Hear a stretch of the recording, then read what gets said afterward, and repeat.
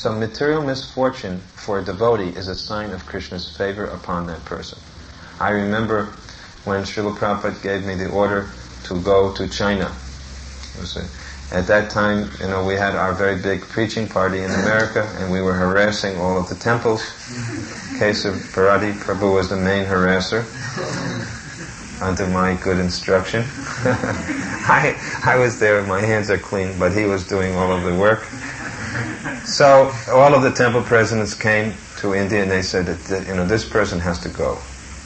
So I thought, I've worked so hard, we have distributed so many books, we made so many devotees, and now everybody is unhappy. So I said to Prabhupada, I might as well be up in the moon, or in China.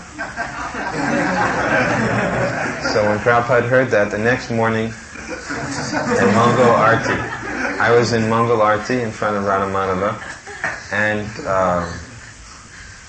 who came? I think it was, Trivikram Maharaj, I think, came and said, Prabhupada wants to see you. And he had this really, devilish look in his eyes. And I thought, this is very bad, because Trivikram Maharaj is in the Orient. And I just knew it was like Krishna, as the Super Soul, told me what was going to happen. So the first thing I said is, I'm not going. I'm not going. So then, gradually Prabhupada, we were sitting there, Guru Kripa and Madhavisa were sitting behind me in Prabhupada's room. And Prabhupada said, so, you have said that you want to go to China? And I think that Krishna has spoken through you. And I said, no, I was only kidding. I said, I'll go to the moon or I'll go to China. It's like going to the moon. He said, no, you may have been joking, but I think that Krishna has spoken through you. That we have no devotees in China, and we want that Krishna wants you to go to China. So I said, but I have this big party, and what can be done? Prabhupada got up to go to the bathroom, then he came back and he was putting his tilak on, and he was holding his mirror, and when he told me this, his hand started to shake, because I was not immediately, surrendering, and his hand was shaking, he was so angry. So Guru Kripa said, or either Madhavisa or Guru Kripa said, well, I'll go to China. And Prabhupada said, no, I want him to go to China. Then Prabhupada looked at me, and he said, either you go to China, or he said, you can sit in Mayapur and just chant, but I take everything else away from you. And then as soon as Prabhupada said that, immediately I became so peaceful in my mind, because then I realized that everything I'm doing is simply to please Prabhupada. So if Prabhupada is going to be pleased by this, and he's taken, it took Prabhupada to take everything away. When everything gets taken away from you, then suddenly it becomes very easy to surrender. Very easy to surrender. I thought I had, and I was arguing with Prabhupada, I had so many men depending on me, so many buses, so many vans, the whole book distribution we're giving, it was like we were giving 40% of the entire book distribution in the world was being done by our party. I said, it may collapse. Prabhupada said, it doesn't require you at all.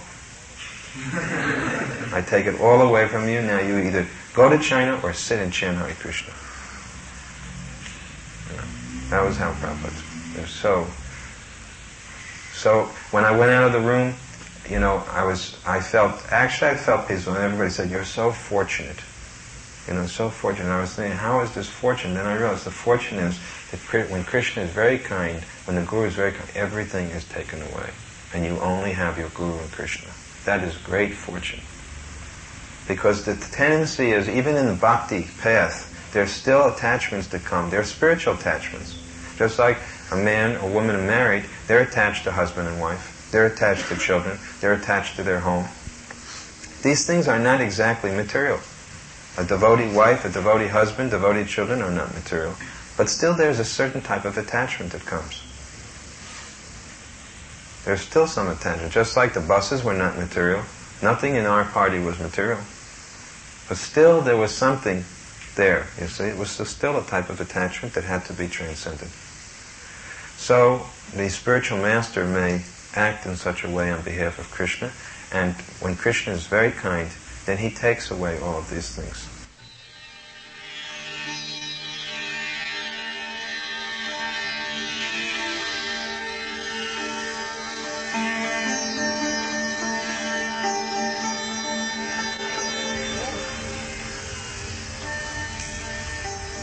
In 1976,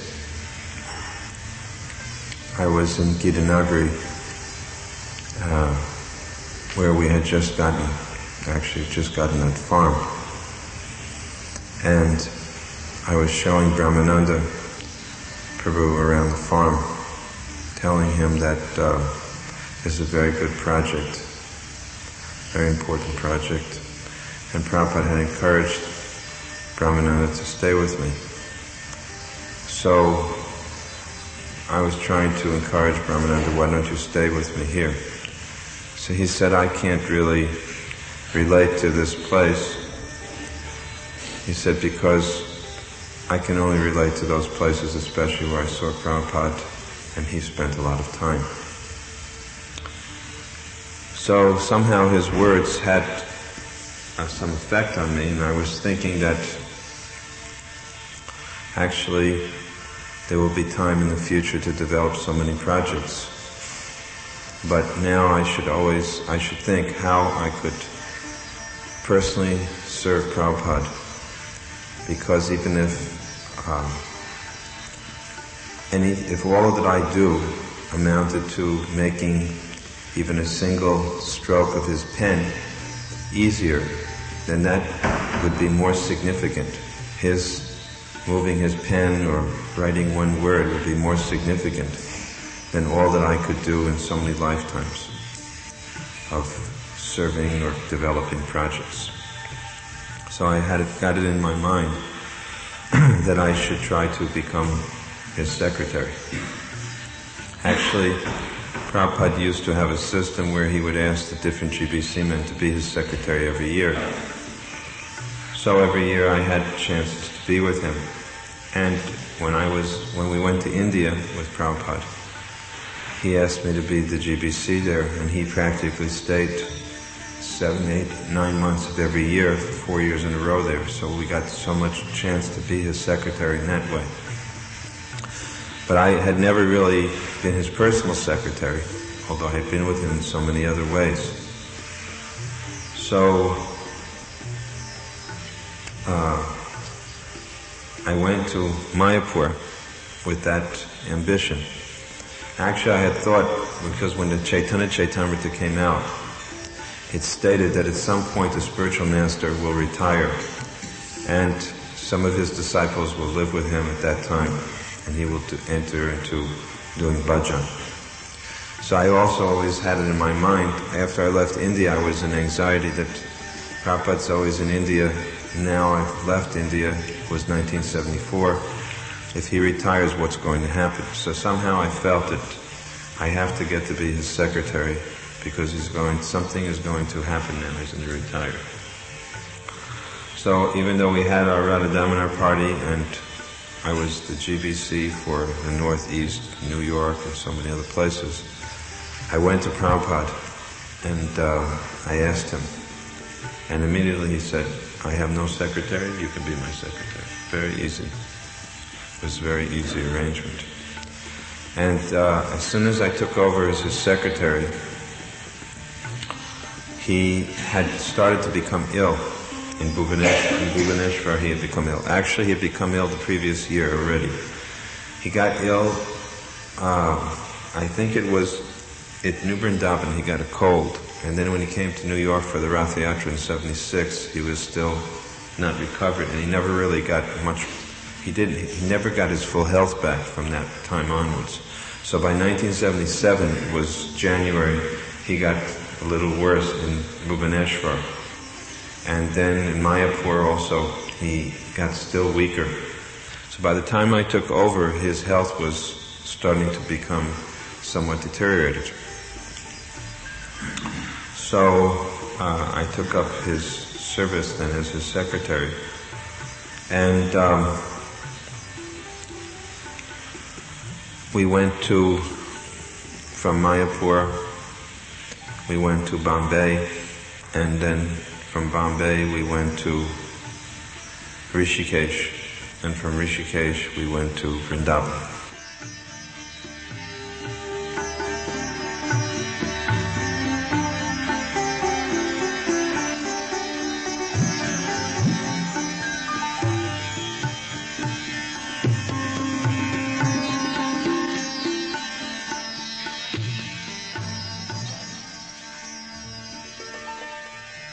Yeah, Prabhupada gave me some instruction. It's interesting. At the very final pastimes, 1977 in Rishikesh, Prabhupada again decided that he would teach us how to cook. I don't know why it was, but we were all men there. Myself, Bhakti Churumaj, Yadubara, and Prabhupada decided he was going to teach us how to cook prasadam. And again, he taught me how to roll chapatis at that time. And he taught us how to cook one preparation, badi chachari, which is a Bengali prep. Prabhupada said, the way you cook this prep is you use all mustard oil. You cut up the port towels and potatoes and chilies and put them in mustard oil. Drown them in the mustard oil and then put on a very strong flame and cook them until they burn. He said, when you see it smoking and the sound comes out, fut, fut, fut, fut, fut, fut, that sound, bubbling sound, he said, then you know it is done. So when we went to Rishikesh, Bhakti Churmash cooked this badi chachari, and Prabhupada took it and then he immediately corrected it. He complained that day. He said, it is no good. And Bhakti Churmash was very downcast, of course. He said, he apologized, did I use too much oil? I said, no, you have not used too much oil. You did not use enough chilies. The problem is never too much oil. The problem is not enough chilies. So he wanted that there should be more chilies. When we got to Rishikesh, Prabhupada was ill. And we were staying in this house, Ganga Darshan. Very nice house. Right overlooking the Ganga. Prabhupada had been lured there by Navayogendra Swami, who told him, if you drink water, I think it was he who lured, if you drink water there, you'll get back your health. So as soon as we got there, Prabhupada told me, bring Ganga Jal. And I immediately put on my gumption. I dove off the second story of the building because it was overlooking the Ganga. And I dove into the Ganga from the second floor. Prabhupada was getting his massage, and I went out with a loda and came back, swam back with a load of bread off, and Prabhupada right in the middle of the, and he was not eating well at this time. It was the last month. He immediately took a full, glass of water, and a big belch came out afterwards, and Prabhupada said, accept it. And he smiled, and he was very pleased with that. I was standing there dripping wet, and he accepted. So then he immediately ordered, go out and get kachoris. Kachoris and jalebis. There was one shop very famous for making jalebis and kachoris in Rishikesh. And Prabhupada said, this hot jalebis is a remedy, cure for sore throat. He said, now it is a little cold, we must get hot jalebis. So we ate hot jalebis, and he said, this is, whenever you have sore throat, you eat hot jalebis. But must be made fresh hot. And another time, Prabhupada gave me the cure for, it was a very nice cure, isn't it? Jalebis, if they're made nicely, are so tasty, and that's how you get better. Another cure he gave me was when you have dysentery. Hot puris and salt. The puris must be cooked in ghee. They must be right off the fire with salt. And sure enough, I had this dysentery. I took hot puris and salt, immediately cured, like a cork. You put the salt on the... But the way Prabhupada ate salt is different. Prabhupada did not, there's a saying, salt to taste. You know where that comes from, salt to taste? At least I feel that it comes from the way Prabhupada would eat salt. He would have salt on his plate. He'd never put the salt on the prasadam, like we do. You know how we put salt and pepper? Prabhupada didn't do that. He had salt and pepper. He would eat the prasadam, and then he would go like this. A very effective way of doing it. The salt immediately touches the tongue, and you can salt to taste. This is how he would take the prasadam.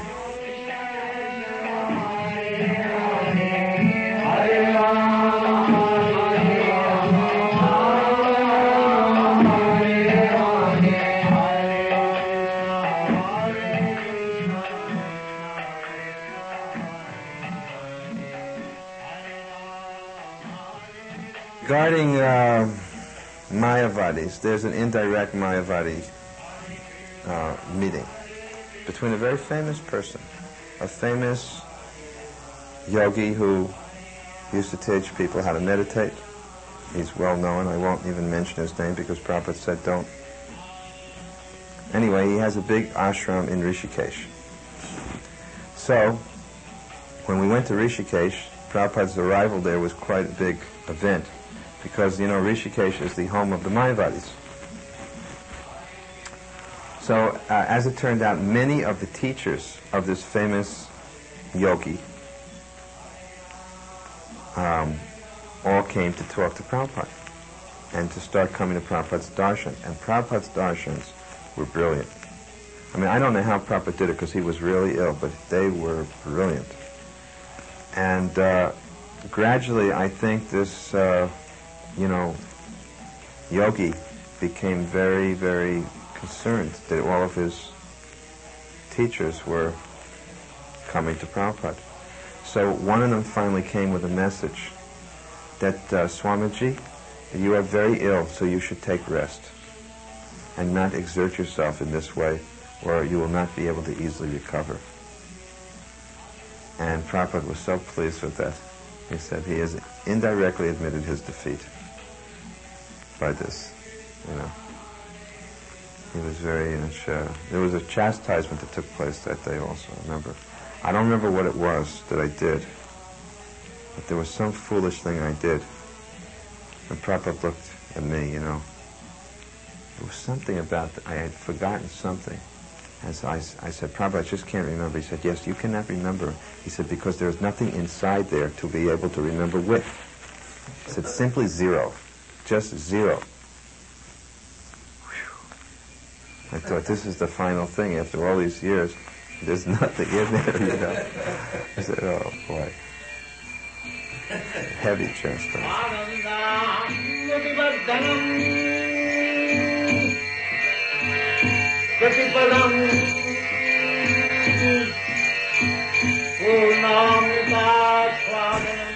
I had a habit, whenever Prabhupada would tell me something, I would always say, just unconsciously, I know. And one day Prabhupada said, you know, you think you know everything. And I don't know.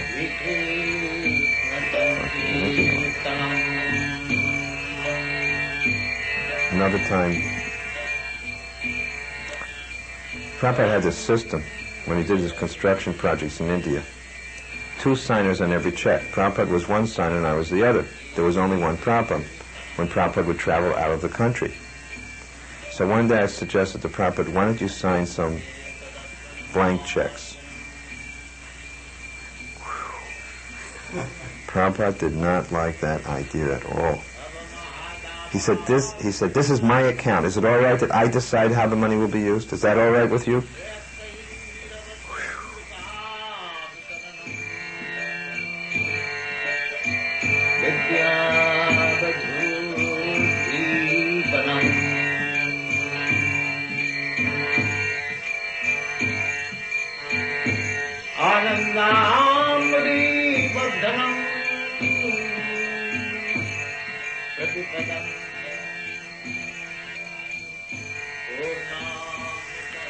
His time spent in Vrindavan was meant simply to draw us closer to him, because he could not physically move around anymore. He was ill. He was constrained to being in his bed. And Prabhupada normally moved around a great deal. Yet now he was suddenly in one place. And it really wasn't a question of building anything there because the temple was already opened and built. So externally or physically, there was very little left to be done that he could do. So he started to work in a very internal way on our hearts. And the final pastimes of Prabhupada in Vrindavan, it became very clear were all meant to basically draw our love towards him more and more. And he did it by sort of oscillating between staying and leaving. He would go back and forth on this point of staying and leaving. Sometimes he would give us hope that he was going to stay with us, and at other times he would say everything's hopeless. And in this way he would move our hearts practically up and down, just like we were like puppets. And it was a very intense time. Somehow, I don't know how it is, but somehow Prabhupada allowed me to serve him always in a very, free type of manner, just like a father and a son. I was always able to express myself to Prabhupada. So in this last year, Prabhupada he allowed himself to become dependent upon those who were serving him. Of course, we understand that this is not so, but nevertheless, the experience was like that. For example, Prabhupada had a key for his almirah, where he would keep all of his things. An almirah is like a locked cabinet. This was in Bombay, and he had a very elaborate system. He would keep his money and other important items inside the almirah. The key to the almirah he would keep locked in another box that was bolted down to a drawer. And the key to that box was in another drawer. There was a whole system that, so that no one would steal anything. So this key he would always keep with him. When he would take his massage, he'd put the key underneath his watch band. In other words, he never let this key go. I never saw him give this key to anyone, but he gave me the key. And I took that as very, I felt very, very satisfied within that Prabhupada is trusting me like this, to give me this key. So, as fate would have it, I lost the key. So I went in front of Prabhupada and I said, Srila Prabhupada, I lost the key. And Prabhupada was in bed and he said, call the GBC. I said, which GBC? He said, all the GBC. He said, call all the GBC here to decide what is to be done. And he wasn't laughing, he wasn't joking. So I went all over, Hare Krishna land, chasing up, where's the key, and I couldn't find it. So then I told there was one or two GBC men there. But somehow I had it in my mind that I have got to figure out how to solve this. So I took another key, and I found out that another key opened up his desk drawer. So I went to him and I said, Prabhupada, I can't find a key, but the system that we arranged is not that good anyway, because I managed to open up this drawer with another key, which means that, so that's just as good as the key I lost. And if I change the lock on that, it won't make any difference, and this key lock wasn't good anyway. So he accepted that point. But he said, now put the key on your Brahmin thread. It's very ironic that after Prabhupada disappeared, when I went around to all of his quarters, I had to distribute all of his belongings. I went to Bombay and I sat in my office in my secretary's chair, just like I'm sitting. And I went like this, and my hand went down in between the cushion and the back of the chair, and there was the key. It had fallen out of my pocket.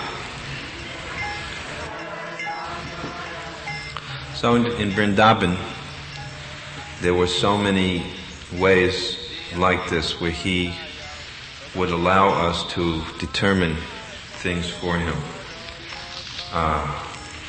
His medicine, for example, we had many different ways of giving him medicine, but he wouldn't take the medicine unless I gave it to him. If it was a certain time, he wouldn't let other people give him the medicine, certain medicines. He would ask that I had to be there, and he'd, just like a child would be dependent upon his parent to give him a certain medicine.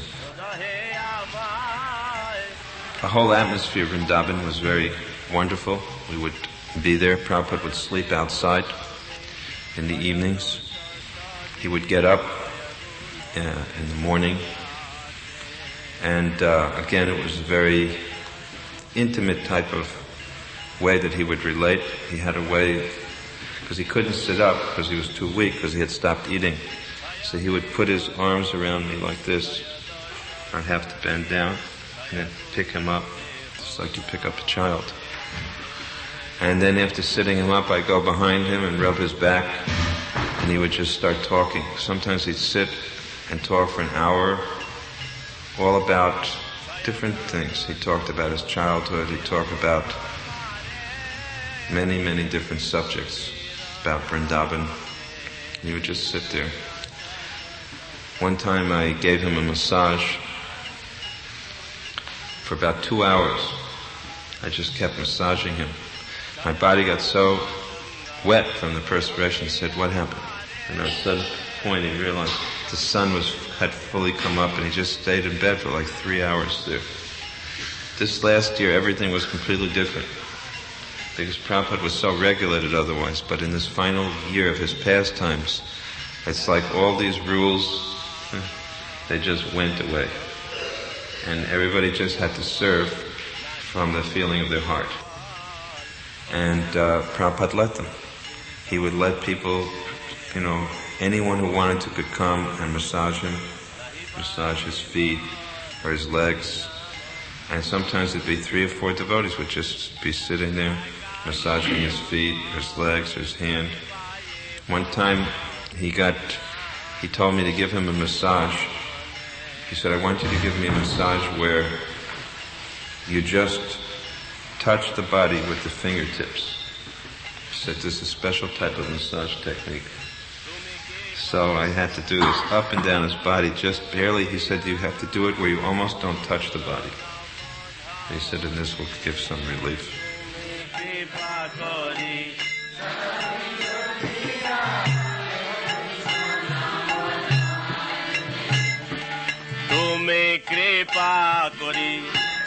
So, massaging the feet is such a special opportunity. Just like Srila Prabhupada was very careful not to allow anyone to touch his feet. And because it is said that the sinful reactions of a person become transferred in this way. But in his final pastimes, Prabhupada let so many people come forward to touch his feet, to massage his feet. I got so much opportunity to associate with Prabhupada, but only in the very beginning and at the very end did I take advantage of touching his feet. In the very beginning, because being as new as I was to devotional life, I didn't know that there were any such restrictions. So whenever I saw Prabhupada, I immediately put my head on his feet and I would hold it there as long as I could. And then gradually, I learned so many things and I realized that I'm very sinful, and so it won't be good if I put my head at Prabhupada's feet. But at the final end, again I put my head at his feet because I thought that I'm so sinful that this is my only hope. There's no further chance I'll have. This is the last chance. So sometimes when Prabhupada was in his house and he was on his bed and he would be sleeping, I would just, if no one was around sometimes, I would just take the sheet away from his feet and keep my head pressed to his feet for as long as I could. So, the material world makes us very proud and makes us think that we can overcome the stringent laws of material nature and become happy. But actually, it is not so. We can never get free from suffering in this material world by our own efforts. It requires so much mercy. Yes? You mentioned that Prabhupada only allowed the slokas to be touched in the beginning and in the end. Why is it? Did he only allow me to touch his lotus feet? You said in the beginning and the end he allowed it much more freely than in the middle. Yes, because in the beginning and the end is when we require the most mercy. In the beginning, we're the most fallen, and at the end, there's going to be the last chance to get that mercy. So we see a parent gives the greatest mercy to the youngest child. Because he's a child, he's a baby, an infant, he's dependent. And when someone is on their last moment of their deathbed, then they also fulfill all desires, people who come to them. That's in the material sense.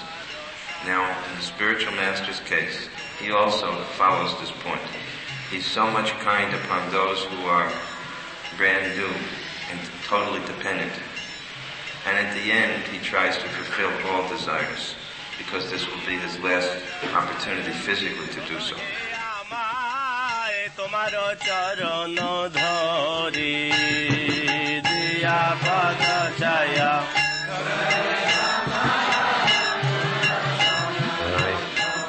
One time Prabhupada woke up from his rest, and he said, I just had a dream that the devotees were on Sankirtan, and they were distributing Krishna consciousness to the general mass of people, and the people were becoming devotees. I said, did any of the devotees fall victim and join the fallen souls? And Prabhupada said, certainly not. How can they do that? Their name is already engraved, going back home, back to Godhead.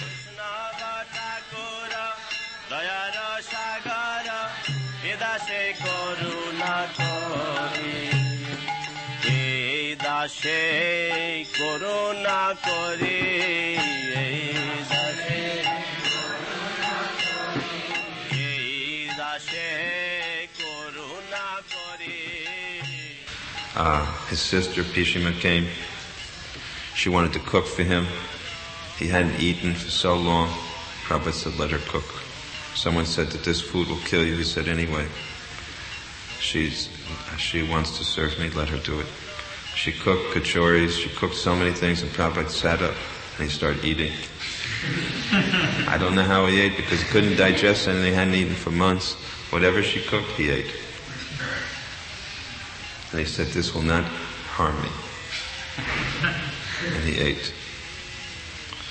So really, we saw that what he wanted was our devotion, our feelings. He was increasing and stirring up our feelings. It was very, very intense serving him, because he would call at any moment, at any time. One time I felt like I just needed to get away, so I went to Raman Reti, out of the temple, and somehow on that morning he decided to go. They took him in a car, and he went to Radha Damodar temple. When I came back, the whole place was empty.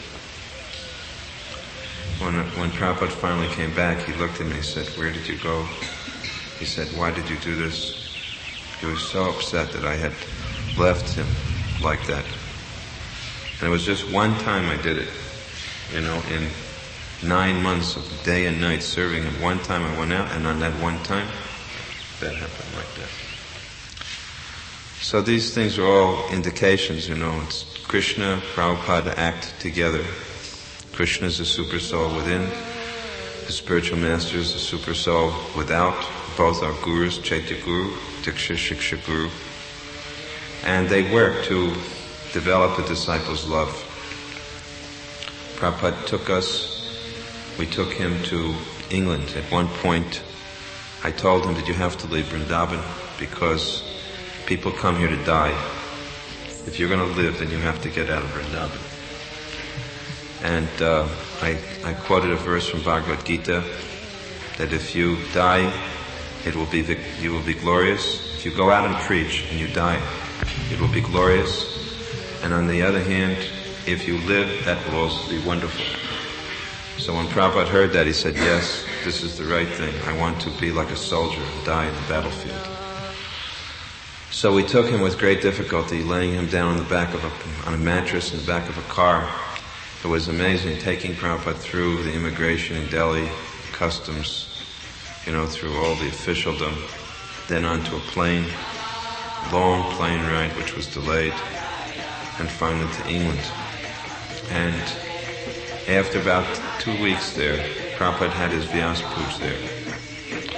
I gave the Vyas Puj lecture. I was the only one he had. He said, just speak. So I spoke for 45 minutes, the whole pastimes of Prabhupada from his birth all the way to the present. Prabhupada interrupted me 3 times from his Vyas son. He interrupted 3 times, and each time it was about books. My Guru Maharaj ordered me, if you get any money, print books, sell the marbles. 3 times he stopped me. When everything I said he approved of, except that 3 times he felt I left out something, and all 3 times it was about his books. So much emphasis. In the final pastimes of Prabhupada, in the final year, the thing that gave him absolutely, really the only thing that gave him visible pleasure was when reports came on book distribution. He got a lot of other reports. He had noted them, he appreciated them, but he would visibly smile and he would sit up and he would get strength when anyone wrote him a report about the results of Sankirtan. Because this was the way that he understood our movement would expand and spread, and how devotees would become strong in Krishna consciousness.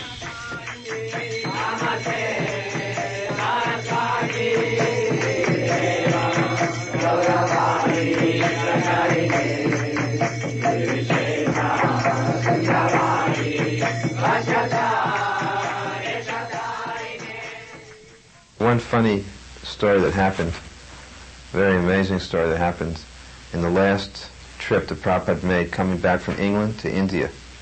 We were sitting in first class British Airways. It was empty except for Srila Prabhupada and Upendra. And in front of him, myself and I forget who was the 4th party. There were 4 of us. And the waiter came around with some drinks, ginger ale and champagne. Or 7-Up in champagne, I believe it was 7-Up in champagne. So Prabhupada said he would, Pendra said, and Prabhupada was very ill by this time, very ill. We had to carry Prabhupada in a wheelchair. He was very ill. And the waiter asked Prabhupada, the host asked Prabhupada, would you like any? And Prabhupada said, I will take some 7-Up. So he handed him, and Prabhupada took a little and then said, that is enough, and gave it to Upendra. And then Upendra drank the rest, and as soon as he drank it, he went, oh my God.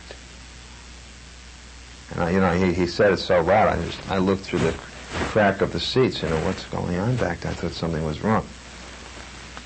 And he just, he said, I said, what's wrong, Upendra? And he said, taste this. I said, what is it? He said, Prabhupada took some already. And I tasted it, and then I couldn't believe it, because it was the champagne. It was the champagne.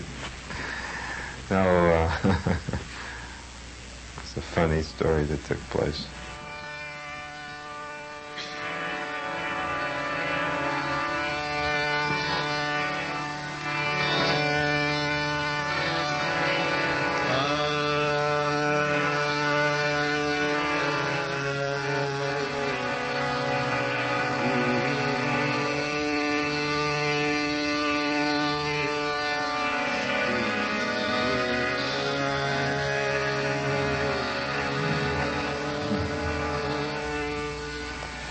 I think that Prabhupada had the ability to accomplish many, many purposes by each one of his actions.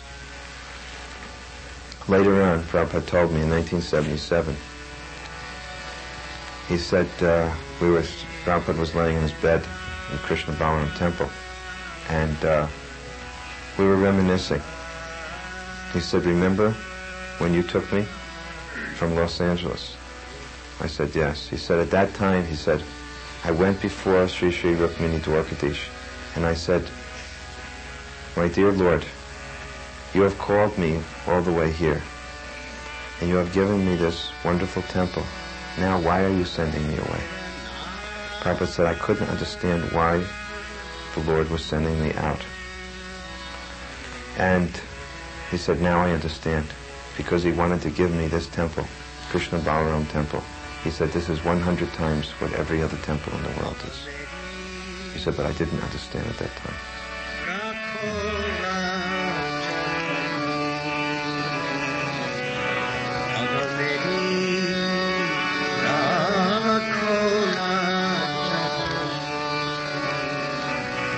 Someone brought ice cream from New Vrindavan to Prabhupada in Vrindavan, final days. And Prabhupada took it right on a teaspoon and ate ice cream from New Vrindavan. Somehow they had dry ice that kept it cold. And they brought him a ring they had made. And as soon as we showed Prabhupada the ring, he said, so, where is the bride? He said, where is the bride?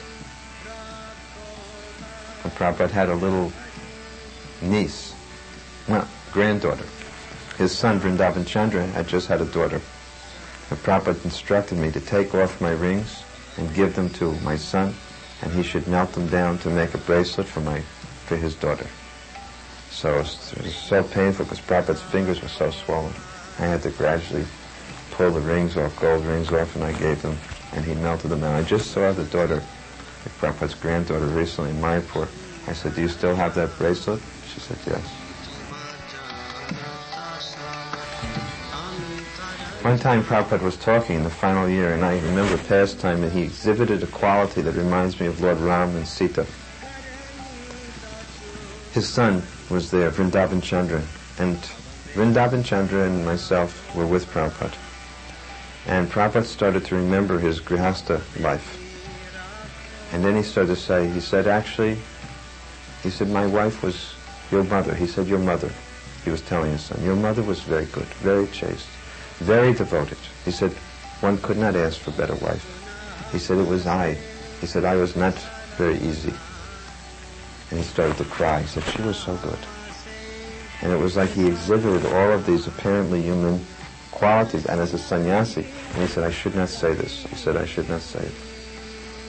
But I could see it was just a way of healing any possible feeling that his son might have had towards him for having left the family and taken sannyas. And it wasn't acting, but he was very soft. His heart was so soft. I liked moments like this where, there were very extraordinary moments where it's so different than what normally Prabhupada showed in his official position. They were so special and charming.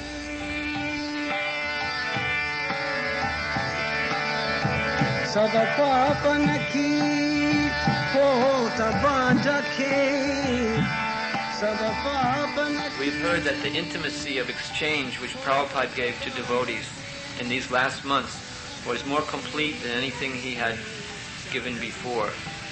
Do you think that's a true statement? And why? I thought about this, and it seems to me that the main difference between the service which Prabhupada allowed us to perform in the final months and at other times was that generally the relationship between the guru and disciple is full of awe and reverence because it's a relationship of master and servant. But the very nature of the type of service we were doing was so intimate, and Prabhupada seemed to increase the intimacy by allowing himself to be more dependent upon us than he had ever appeared to be before. I recall, for example, once we were walking in Calcutta, Prabhupada took me to a bank. We were doing some banking work in Calcutta. So after we finished with the bank, we got out on the street and we had to get a taxi. And Prabhupada said, there's a taxi. And he immediately hailed the taxi and ran across the street right through the traffic. And I was just standing there, holding the umbrella, supposed to be holding the umbrella to shade him from the sun. And Prabhupada already went through the traffic to catch the taxi. So it was very clear all along that we were the ones who were totally dependent on him in all respects. He was far more able, competent, energetic than we were. But it seems that in the final year, he behaved in such a way as if to bring out from us the mood of giving care to him as if he was dependent upon us. And by doing this, it increased the intimacy of the relationship. In other words, a servant is always subordinate and subservient. But when there's parental affection or in friendship, certainly there is a type of intimacy which is shared, which is not available in the master-servant relationship. So I think especially when one is when one is ill, it brings out from those who are caring for that person a type of protective concern that a parent would have. So that automatically made the relationship more intimate. And I would say that's where the intimacy came in more. As far as it being more complete, I don't feel that would be fair to say that the service rendered at that time was more complete than any other time. I mean, when one reads the Lilamrita, one sees how, complete service was possible at all times to Srila Prabhupada. But the nature of the service at this time seemed to me to be different. What about the danger involved in when the Guru is ill? Like in 1967, he later said that the devotee who was taking care of him, massaging him, actually began to think that Swamiji got well because of my massages, and this caused him a fall down. So, how did you avoid that? Thinking that he actually is depending on you. Sometimes it's said that I'm not making a comparison in terms of rasa with the gopis, but, well, not just the gopis, all of the Brijbasis for that matter, they have full knowledge, but their knowledge is covered by their natural spontaneous love for Krishna. But it's not that they don't have full knowledge. They know fully, and they have all knowledge. They're the most intelligent of all. And sometimes Krishna allows that knowledge to come into their consciousness, as he did when he opened his mouth and showed Mother Yasoda the whole universe. But most of the time, when she looks in his mouth, she sees only dirt. She just sees her little child with his teeth coming in and things like this. So I think it's a question of a proper mood of a servant is that he will respond to the needs and the mood of the master. But and in this case it was one of Prabhupada wanting very tender, affectionate dealings. But he never forgets within also his position as a servant. And I remember one devotee, for example, was insisting that Prabhupada should do a certain thing, and Prabhupada didn't want to do that. So that devotee just became frustrated and felt that it was impossible to really serve Prabhupada properly in that situation. So I guess that was not the right mood to be in. In other words, one had to sort of maintain a remembrance that I am simply the servant and this is my spiritual master. But the particular service that he's asking of me at this moment is to be very affectionate. And, like Prabhupada sometimes would want me just to stroke his body. I mean, he would say, or another time he asked me, just chant japa with me. He said, I'm having difficulty, chanting out loud, so just chant with me. And he made me sit next to him on the bed and just chant. And he chanted along. And there were millions of little things like this which were very affectionate dealings, but I think one always had to remember. And he could remind one also. He would remind one sometimes. He would break break that type of theme by suddenly taking the position, even in his frail condition, of being the master and putting you in place if you needed to be.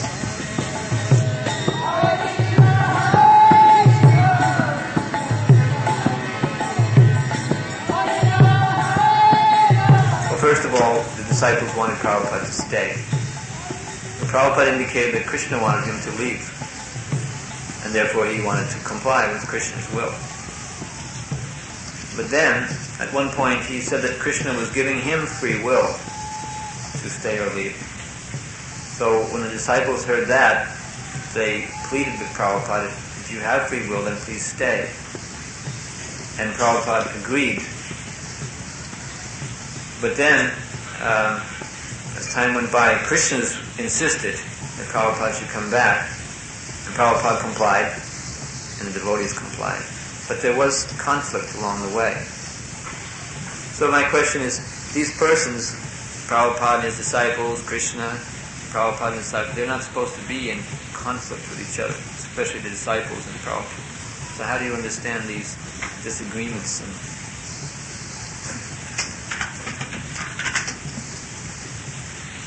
Again, I think that this indicates that the type of serving mood was elevated to a different level in these pastimes with Prabhupada than ever before. It was much more spontaneous, and on a spontaneous platform,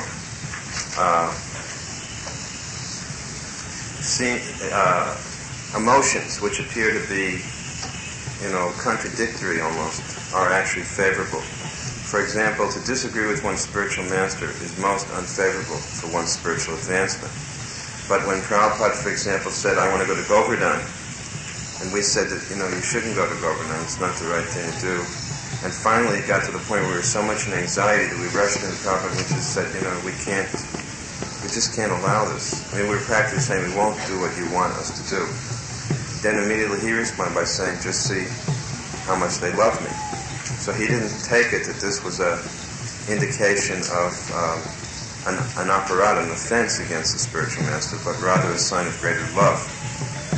So, just like Mother Yasoda threatens Krishna with a stick, if you go in front of the deity and hold a stick in front of the deity, if someone does that, we think that person's going to attack the deity, and we defend the deity against that person. But in this case, it was like Krishna was acting in a way to make Mother Yasoda pick up the stick. So I think in some ways that these, actually by Prabhupada's purity, and he actually evoked from us a very high level of love, more than we were, had previously been able to render to him, to a degree that we gave up any fear of opposing him sometimes.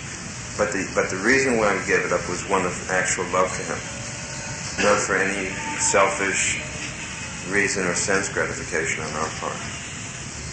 So I'm trying to say that we don't think that Mother Yasoda's holding a stick, or chastising Krishna shows that she's not in accordance with Krishna's desire. That's the nature of pastimes, and these are pastimes. The spiritual master is a pure devotee, comes into this world, and his activities are also called lila. They're not subject to the laws of material nature. So this is more evidence that there were special pastimes with Prabhupada because there weren't any kind of prolonged conflicts before. They couldn't last more than 5 minutes or something. Prabhupada made it clear that we had to agree with what he wanted.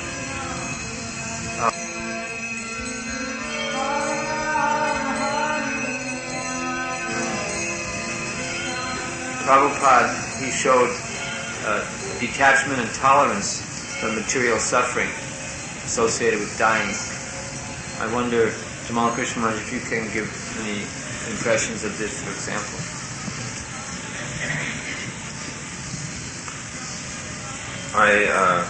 There were, of course, the whole time Prabhupada was physically ill, yet he never expressed the ordinary emotions that one undergoes when one suffers illness. I think the biggest emotion one suffers is lamentation, loss of health, and perhaps loss of life.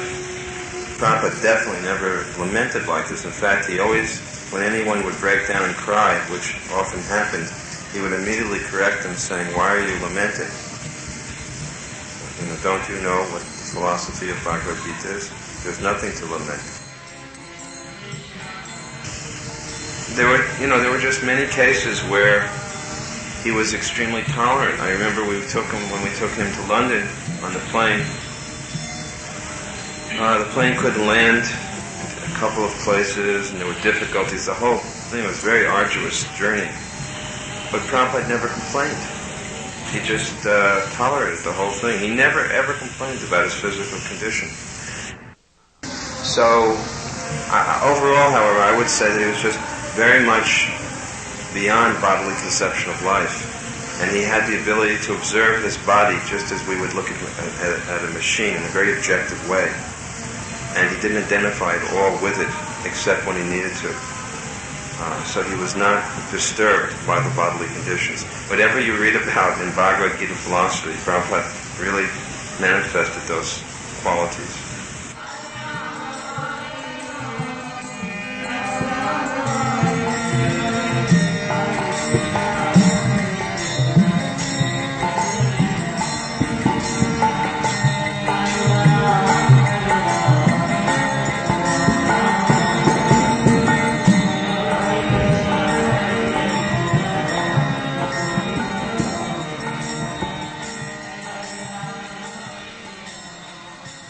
He discussed with me where the samadhi would be.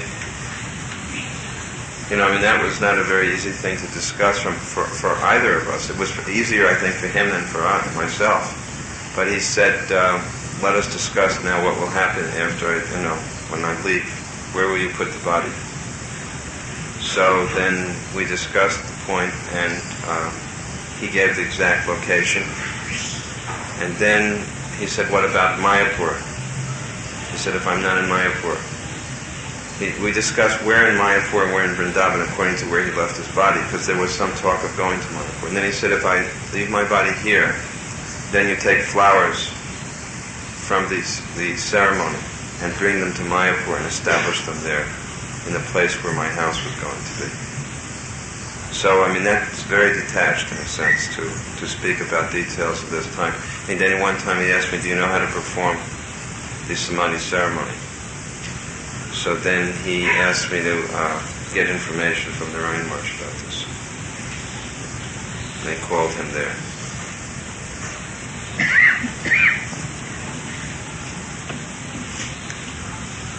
I accept that it was easier for him than for you, but it was, I remember 1 year we were having his disappearance ceremony, and you were telling some of these details that you participated in, like talking with Prabhupada about this, and Brahmananda was sitting next to me. He said, nobody but Tamal could do that. So for many of us it would have been... I was the most hard-hearted.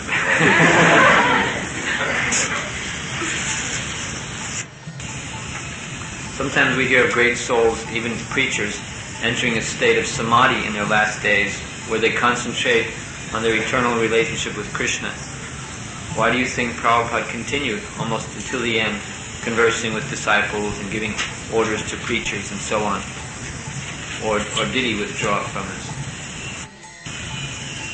I think that this is demonstration of Prabhupada's actual position as a very, very confidential, intimate associate of Radha and Krishna. First of all, I feel that Prabhupada, he had a very strong sense of mission, purpose, for which Krishna and his Guru Maharaj were empowering him. All of the acharyas were empowering him to deliver the Krishna consciousness way of life and philosophy in the entire world. In other words, he certainly, we see now, and he certainly saw more than we could ever see, what his purpose in coming was, what he has done. Were it not for him, the world would not be, have Krishna consciousness. He is the one who was selected by the members of the disciplic succession and by Chaitanya Mahaprabhu to fulfill the mission of Lord Chaitanya in this world. So that is his service to Radha and Krishna. That is a service to Chaitanya Mahaprabhu. This is the most confidential service he could perform to Lord Chaitanya. Prabhupada is an eternal associate of Lord Chaitanya, and he was doing that confidential service. And he was not a sadhaka. He was a siddha purush. He was a perfect person. Although he showed certain activities of a sadhaka, maybe even more so in his days in the Radha Damodar temple, but actually the fact is that Prabhupada did not perform, he did not have to perform sadhana bhakti the way we do, because he was already on the perfect platform. And therefore, where we may have to withdraw from activities more and at some stage in our life to give more focus to our sadhana, Prabhupada didn't have to do it for the same reason. He was on a liberated platform. He could continuously engage in the service within this world of Lord Chaitanya Mahaprabhu. And we saw this many times in Prabhupada's life, that Giraj Maharaj and myself was serving Prabhupada in Bombay. Prabhupada was fighting for the Bombay land, which was a very intense battle, dealing with lawyers all the time. It was like, it was so intense. And yet, when it came time to give the Bhagavatam class in the evening, or Bhagavad Gita class, Prabhupada it was just as easy. It was like he was going from one preparation in the meal to the next. Whereas for us, it was like, our minds were spinning. It was so difficult to even deal with these subjects. What to speak of thinking of giving a class in the public. But for Prabhupada, it was not any different. He didn't show any difference. In other words, at any moment, he was immediately able to be in touch with Krishna. At any moment, he could enter in and out of Krishna's pastimes. So I don't feel that Prabhupada needed some type of preparation before he died to immediately, to be able to meditate and be with Krishna, because at any moment he was always with Krishna. And sometimes he was with Krishna in his pastimes, and at other times he was within this world serving the mission of Lord Chaitanya. And both were equally valuable and good. So there was no, he wanted to serve the mission of Chaitanya Mahaprabhu to the final end. And he wanted to show us that example also.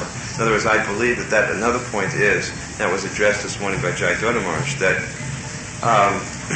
we may not be such great sadhakas, and we may find that we will get as much out of preaching and remaining active till the end. As Prabhupada said, I want to die like a soldier in the battlefield. And he said, and if I die in New York, they can bury me on the roof, because there is no land. So in other words, he liked that example, that I want to die like a soldier fighting in the battlefield. He wanted to show us that mood of preaching, and perhaps the reason being that he knew our failings as sadhakas. He knew that we weren't going to be like Haridas Thakur. We could not imitate Bhakti Siddhanta Saraswati Thakur. But the example he set of preaching, which requires a certain, which allows for the utilization of many qualities which as international devotees we're born with, was more likely to be possible for us and would get us more distance in attaining Krishna.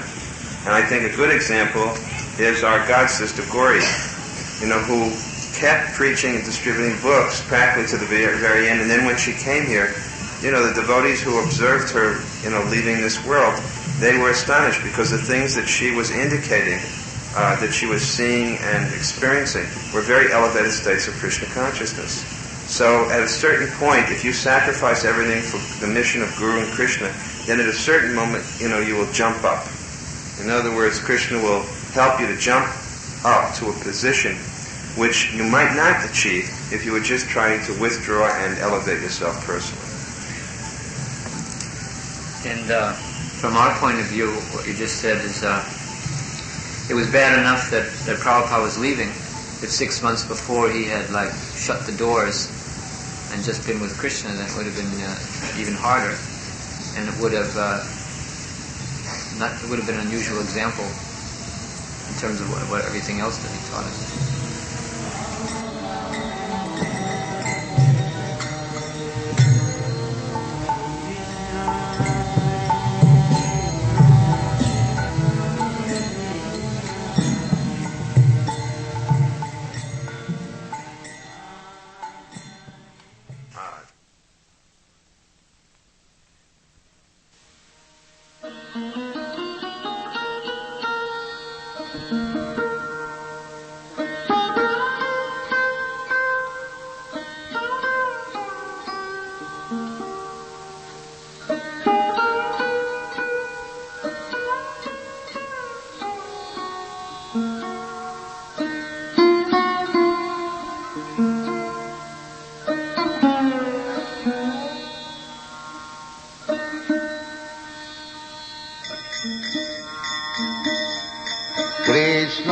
कीर्तन गान रतन पनो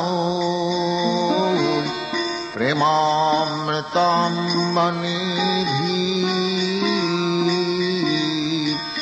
धीराधीर जन प्रियौ प्रियकरौ निर्मत्सरौ पूजितौ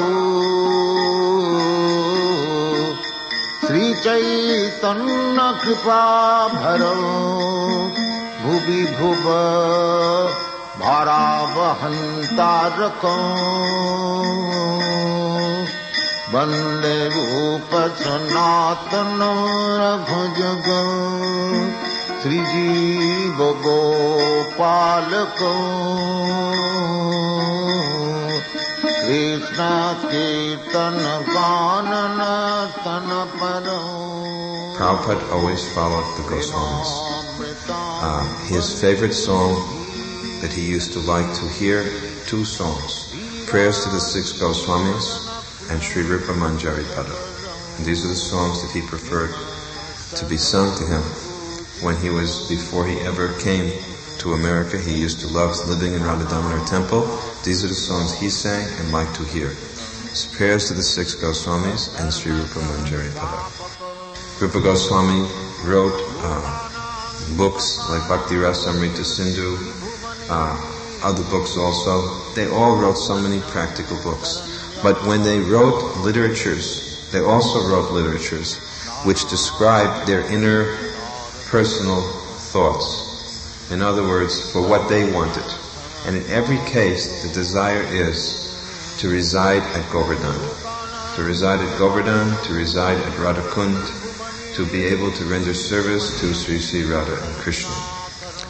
So Prabhupada's desire was to go to Govardhan, because this is the desire of those who are the followers of Chaitanya Mahaprabhu, because Govardhan is the place of Radha and Krishna's pastimes.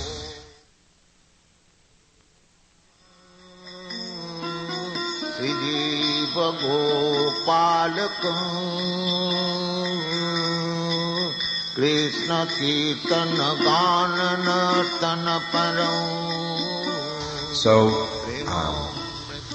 now we understand that Prabhupada has returned to enter into Nitya Leela, the eternal pastimes of Sri Sri Radha and Krishna. And we have to pray. When we say that we want to gain his association again, we have to understand how that will be possible. The spiritual master may appear in any universe if Krishna desires that he preach, but we know that Prabhupada is certainly there within the pastimes of Radha and Krishna. So the best way to gain Prabhupada's association is to qualify ourselves to be able to become his eternal associate and assistant in those pastimes. So how to do that? We have to do that by our practical preaching within this world. We have to do the service to Prabhupada here in this world, and by serving him very faithfully in his mission, carrying out his instructions, all the things which Nitai Chand Maharaj has mentioned here, of associating and assisting his beloved disciples. In other words, looking after the property of the Father.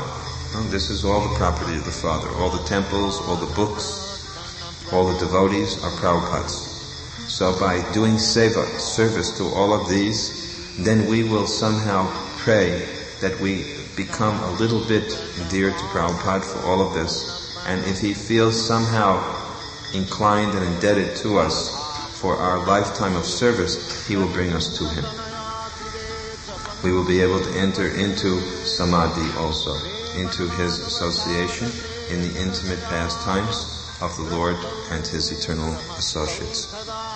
So this is the day on which Srila Prabhupada disappeared. We understand that there is no question. Prabhupada told us in the final pastimes, you don't lament, because the spiritual master's disappearance is not different than his appearance. It does not represent death, because there's no such thing as death for the soul. What to speak of an eternal associate of the Lord? We should understand that Srila Prabhupada is not a sadhana siddha, he's nitya siddha. He's come from the abode of Krishna, being sent by Krishna to give Chaitanya Mahaprabhu's mercy to the people of this world. He directly came from the spiritual world and appeared here. Prabhupada wrote me in a letter that in this whole lifetime I never knew what is meat eating, gambling, intoxication, or illicit sex. He said, I got so many opportunities for these things, but never ever did I ever take any of these activities. So actually his whole life was sinless. And he's Siddha Purush, he's a perfect person from his birth all the way to his disappearance pastimes. And this disappearance has to be understood that the spiritual master is eternally present.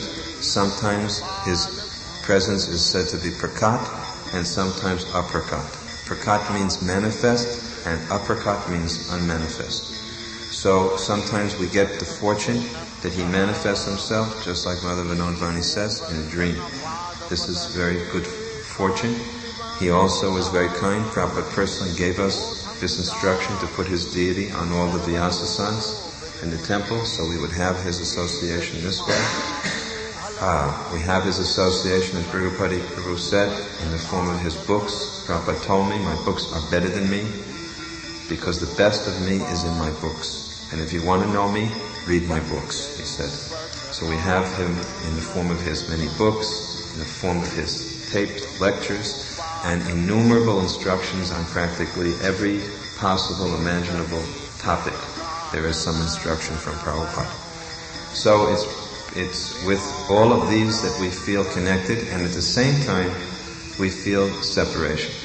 This is the special quality of the Lord, that in feeling, this is a feeling of separation is there, that sometimes we feel him present, and at other times we feel immensely his separation. And as soon as we feel his separation, just like today is a day where one may feel some intense feelings of separation, but we see it's not a bad thing. Actually, it deepens our love for Prabhupada when we feel separated from him. And he wants to teach us this. Whatever you feel for your guru, you will actually learn to feel. This is being immediately deposited. Just like we say, when you go to a bank and you give the bank teller some money, he doesn't take it, but it's deposited in your account. So whatever you're feeling for your guru, that feeling is there for Krishna. It will be there.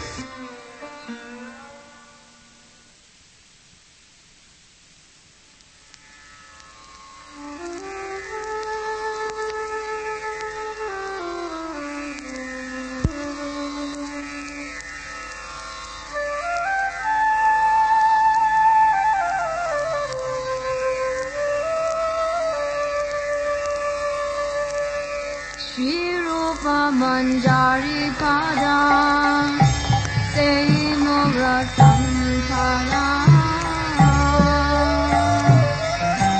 Sei Mora Bhajana Pujana Sei Mora Bhajana. Where do we find real love? What is real love? When there is no sense of selfishness in the activity. That even if we don't become the benefactor in any way, still we go on doing that service. That is real love. Hard to find such a selfless worker. But a devotee of the Lord can claim like this. The devotee of the Lord actually can make such a claim. Just like we saw in Srila Prabhupada, such a selfless personality. I was mentioning to someone last evening how Prabhupada would go to bed at 12 o'clock, at 10 o'clock at night, and rise at 12 o'clock in the morning, at midnight. And what would he do? While every one of us was sleeping, he would be writing these books. Why? To become a famous author? Nobody recognized Prabhupada as a famous author. A few scholars did, but no bestseller charts. He wasn't doing it for that reason. But he was thinking how to establish the foundation for spiritual culture in the entire world for the duration of this age. I don't think that anyone has ever been assigned a task as Srila Prabhupada was assigned by Krishna, if you think about it. In other words, Srila Prabhupada was personally entrusted with the responsibility to make a foundation, to set up the basis for a spiritual world society which would have to last for the duration of this entire age. Now you may claim or say that there are others who have also done or who are contributing the same way. That may be so. But taken singly, any one of the other persons who is acting in a similar type of way, in and of itself, whatever they do will not actually establish the Vedic culture. There are some who work for the establishment of Ayurveda, but still they don't preach about God. There are some who work for the establishment of Vedic music, but still it may not be directly about God.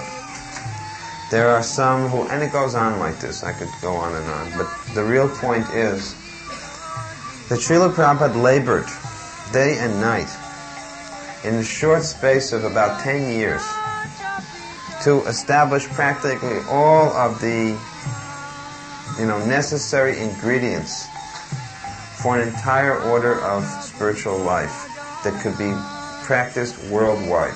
It's a very remarkable task. Very remarkable task. And the results are now being seen gradually springing up in each and every continent of the world. Are devotees of Krishna. Devotees who are called Vaishnavas. Not just by name, but by their behavior and activity, who are cultivating Krishna consciousness as a result of what Prabhupada did. So Prabhupada certainly had the right to sign your ever well-wisher. It is said that for one who is a devotee of the Lord, all of the good qualities of the demigods are seen in such a person. When we met Prabhupada, had you met other spiritualists before meeting Prabhupada? I met so many so-called spiritualists, and I was not impressed. But when I met Prabhupada, the more I heard him, the more I saw him, the more convinced I became. Because I saw his character was so nice. He was truthful. You see, he did not speculate, but he quoted scripture. His behavior was according to what he spoke. He was very kind, concerned. He had all the good qualities. So therefore I could put faith in what he said, and he put faith in the Vedic literatures. I mean, really, when it came down to it, what is the basis of our faith in these books? When it comes down to it, what is the faith? What is the whole thing standing on? Say, what is the proof that Scripture is real? Because Prabhupada said so. Because my Guru said so, and that's enough for me. That's my conviction. Actually, that's the best conviction of all. That a saintly person has told me so, and he cannot lie. Charana Kamalavani Do Haridaya Charana Kamalavani. Prabhupada translated Bhagavad Gita as it is,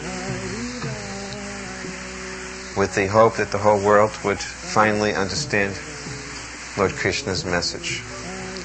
We personally had the experience of studying one or two Bhagavad Gitas before we met Prabhupada. We read them, and we remained unaffected. No change. Counterfeit. They were counterfeit. They were not the Bhagavad Gita. Because if actually you come in touch with the Bhagavad Gita, you're coming in touch with Krishna's direct message. You have to become transformed. Unless what you're coming in contact with is not the Bhagavad Gita. Why isn't it the Bhagavad Gita? Because the persons who deliver it are not the devotees of the Lord. They have no authorization to teach Bhagavad Gita. Krishna is not going to place his message or any part of himself into the hands of non-devotees. Therefore, until Srila Prabhupada's Bhagavad Gita came into the English language, there was no devotees of Krishna in the English-speaking world. And as soon as Prabhupada's Bhagavad Gita was published, it was like so many devotees appeared. They are devotees. In fact, everyone is a devotee. But the Bhagavad Gita, the words of Krishna, nourished all of the Bhakti Lata Bijas. And so many devotees awoke.